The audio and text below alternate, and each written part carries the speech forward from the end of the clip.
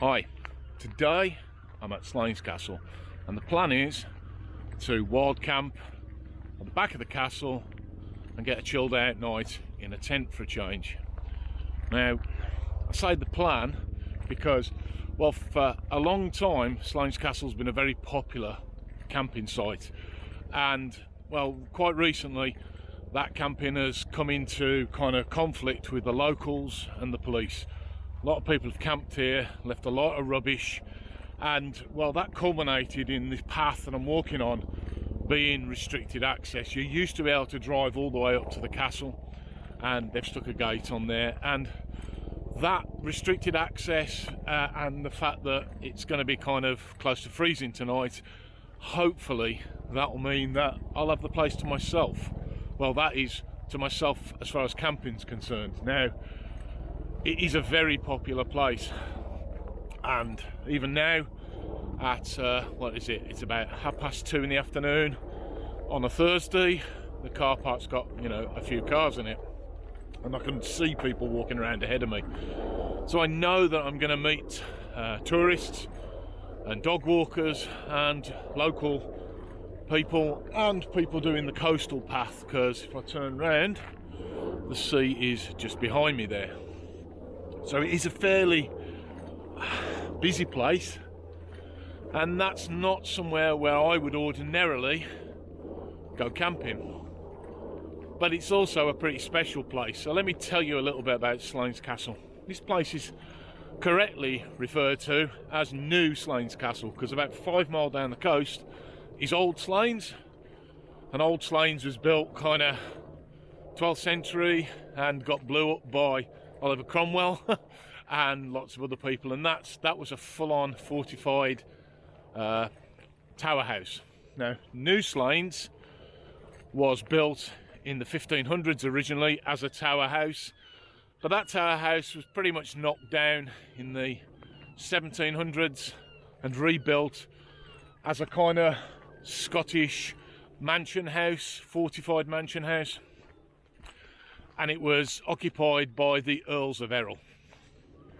Now, it has been changed multiple times over its use, and it was pretty much constantly in possession of the Errols until the early 1900s, when it was sold off. And then from then through the 1920s, it was used as, well, a pretty swanky holiday home for the rich and famous. One of those rich and famous included Bram Stoker, who came here while he was writing Dracula, and he also mentioned Slains Castle and the local village of Cruden Bay in a couple of other his books. So he really liked the place. Quite a few other people, prime ministers, I think Winston Churchill came here, Baden-Powell came here. So it was a pretty popular holiday resort, and then all of a sudden the owners decided they wanted rid, and in, I think, 1925 it was sold to, hang on, change arms, it was sold to a chap who was a kind of building reclamation scrap merchant who bought it and stripped the building out, which is kind of insane when you see the building. And he took all the interior out, he took all the wooden panelling, took, well, everything out the inside, and he also took the roof. He took the lead off the roof and the slates and left it as a roofless ruin, basically. Now, there are a lot of stories saying that the roof was taken off to avoid taxes. That's not the case. There were no roof taxes, and that roof was taken off because it had value. Oh my God, what have I just, yeah, that's mud.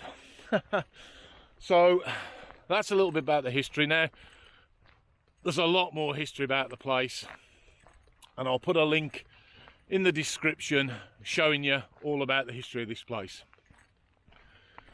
One interesting bit of history, though, if you're into this sort of stuff, is it is haunted, supposedly.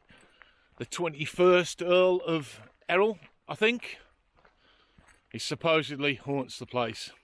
I don't believe in all that shizzle myself, but if that floats your boat, that's another good reason to come and have a look at Slains Castle. So I am now going to yomp on through and we'll set up when we get the other way, because as you can probably see, there's a gaggle of people coming towards me, and I feel mad enough talking to myself without doing it in front of total strangers. So I'll get back to you in a minute.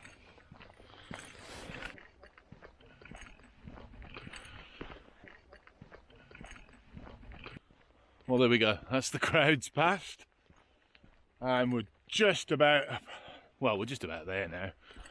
I'll swing the camera around so you can have a look. See?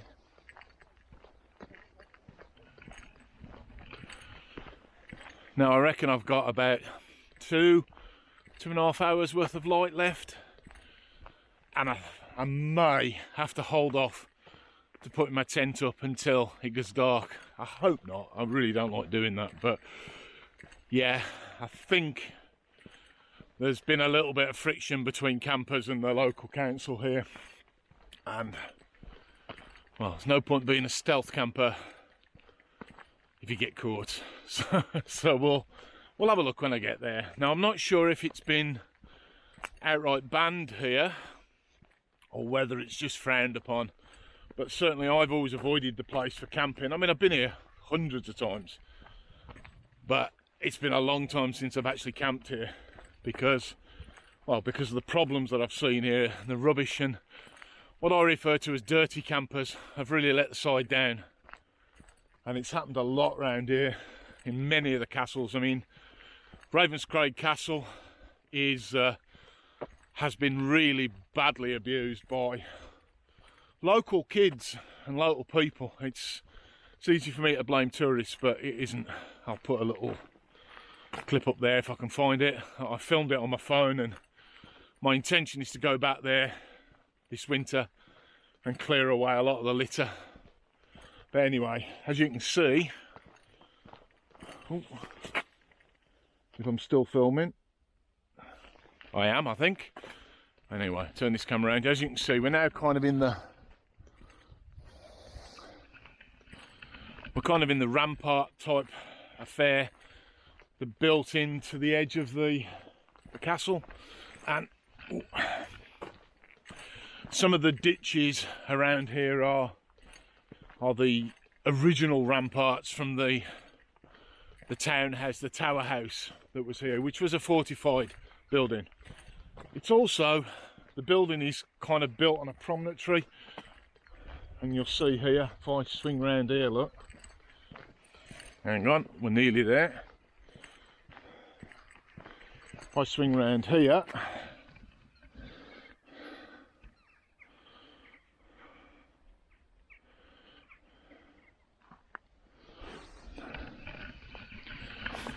so it's got that on both sides, and that builds in. In fact, which way are we going to walk? No, I'm going to walk down this way. This person, so I'll swing the camera around because I've got a person coming towards us.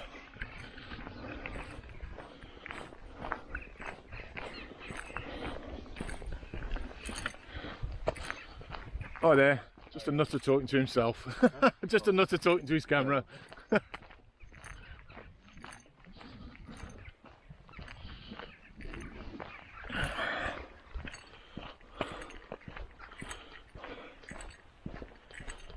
Now this fence wasn't here the last time I came, and I am hoping that the whole place isn't fenced in, but I doubt that very much because, well, this place has been empty since 1925, and it's been a ruin since then, and it's become quite a famous ruin. People come up here every day of the week. I drive past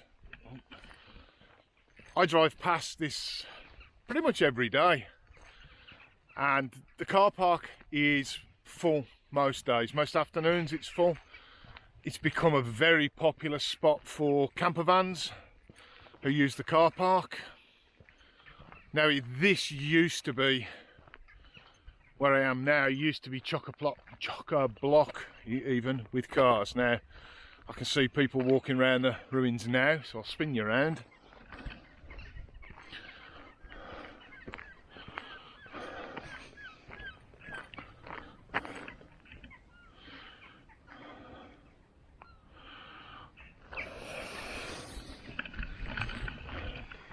And there are definitely people walking around the ruins on the other side, and I can see people coming up the path from Cruden Bay down over there. I think they're coming towards me, so I'm not sure whether I'm going to be able to get my tent up until it gets a bit dark, but we'll have a look. So what I'll do is I'll walk down to the other bit down here, and I'll let you have a look from the front. Now, I'm going to have to pick my steps carefully here, because there have been a number of people killed here, falling off these cliffs. That sounds a bit melodramatic, but I'm not being melodramatic. There actually have been a number of people fall off here to their deaths, and quite a lot of dogs as well. So I'll spin the camera around. In fact, I'll stand like that, and there you go. You should be able to see it behind me. So as I said earlier, it's built on a rocky promontory that sticks out. I'll turn it around and show you down there.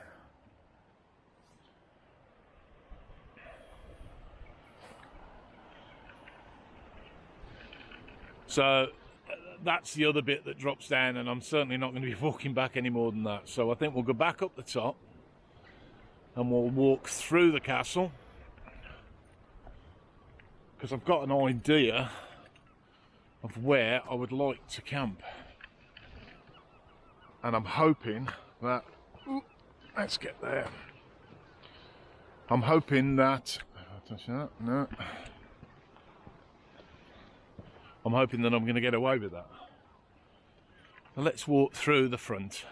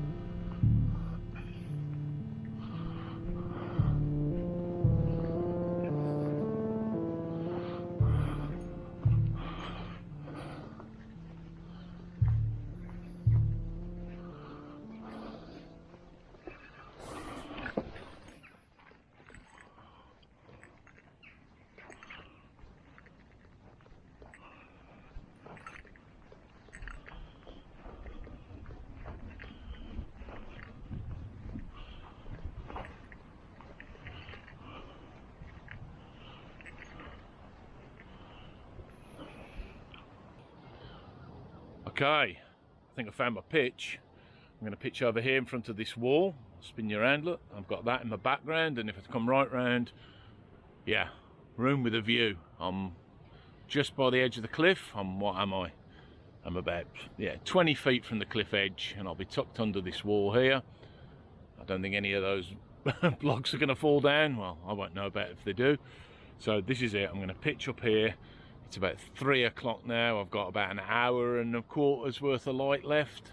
So I shall hold off a bit longer, just in case we get some more tourists coming through. So I shall, I'll set up in a minute, and you'll see me setting up. Well, that's me settled down, set up, and ready for a chilled out evening. Tonight I am rocking a tent. What's it called? It's a Euro Hike Tamar 2, a real cheapie. But this, I think, is one of the best bargains you can get for about 45 quid. I've had this tent for quite a number of years, and all I've done is I've upgraded the poles to aluminium poles. But other than that, it's stock, pretty good basic tent. And what I like about it is it's a freestanding tent. You can pick it up and move it around. So if you're kind of unhappy with your pitch, you can just unpeg it and move it. And for places like this where I wasn't quite sure where I was going to be camping, I thought it was a good one. Also, because I knew that it's a windy spot, I thought camping under a tarp could be a slightly entertaining night, so I've opted for the tent. I'm sleeping on an air mattress, which I'm still not a fan of air mattresses, but I didn't want to walk up here with a big bedroll on the top of my rucksack. It kind of advertises that I'm going to be camping. So I've got my Trekology wide thick pad thing. It's pretty good, but I don't like it. It's a bit slippy. I have to put down a non-slip mat underneath it, otherwise I just end up at the other side of the tent sliding off it all the time. I've got my beloved Van Gogh Shangri-La memory foam pillow. Weighs a ton, but I don't care about that. It's brilliant. And because it's going to be down to 0-ish, maybe a bit lower tonight, I've got my OEX Leviathan 4-season bag. It should be toasty in that. Good 4-season down bag, lots of fill in it, really comfy. I've got a brew on. I'm using, hang on, I'll swing the camera around. So I've got my little Trangia burner there with the titanium windshield around it. I'm burning bioethanol. I like it, doesn't get my pans all sooty, and you know, safety feature, you can use it in your tent. It doesn't kick out any carbon monoxide like meths does. So I just always use it now. And I've got a stainless steel pan which I've made a neoprene cover on, boiling up some water for a brew. And tonight I'm going to be eating a good Scottish staple meal. I'm eating mince and tatties, but I'm doing mince and tatties boiling the bag style, homemade. Oh yeah, mince and tatties. If you're not from Scotland, that's minced beef with gravy and potatoes. So mince and tatties, boiling the bag style. Hang on, let me just grab that. So there we go. Mince and tatties, boiling the bag, homemade, and some homemade apple pies for afters. So nice old chill out, no booze tonight, just coffee and the view. And although we've got definitely rain out at sea, it's pretty calm here and there's no waves. I'm going to spin the camera around and show you the view.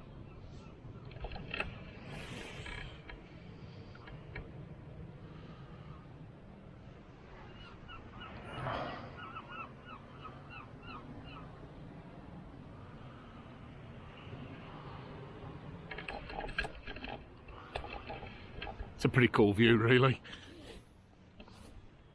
There's definitely some rain falling out there, but yeah, as long as it rains out at sea and doesn't rain here, I'm happy. So I'm going to sit here, I'm going to have my brew, and when I get some scran on, I'll bring you back.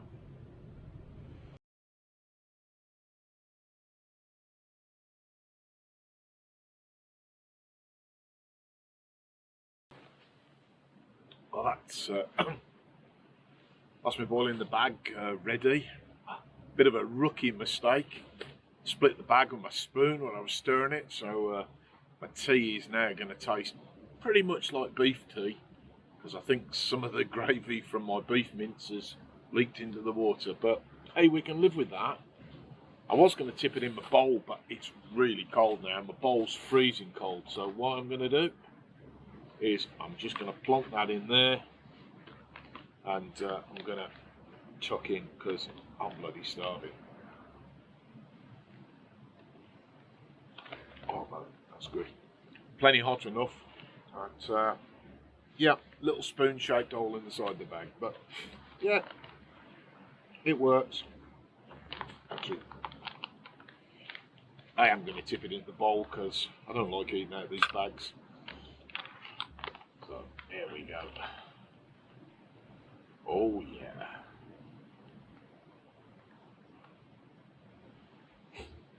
There we go. Steaming bowl of beef mince and potatoes. Mince and tays. I'm going to tuck in. So, as it's pretty pitch black now, I'm going to eat my food. I'm going to have some apple pie. I'll see you in the morning.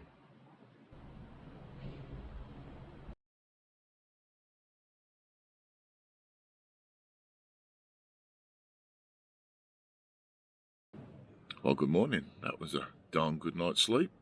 Sleeping pad's not got a very good R rating, and I could feel the cold coming through it in the areas where my sleeping bag was squashed, but it wasn't that bad that it kept me awake.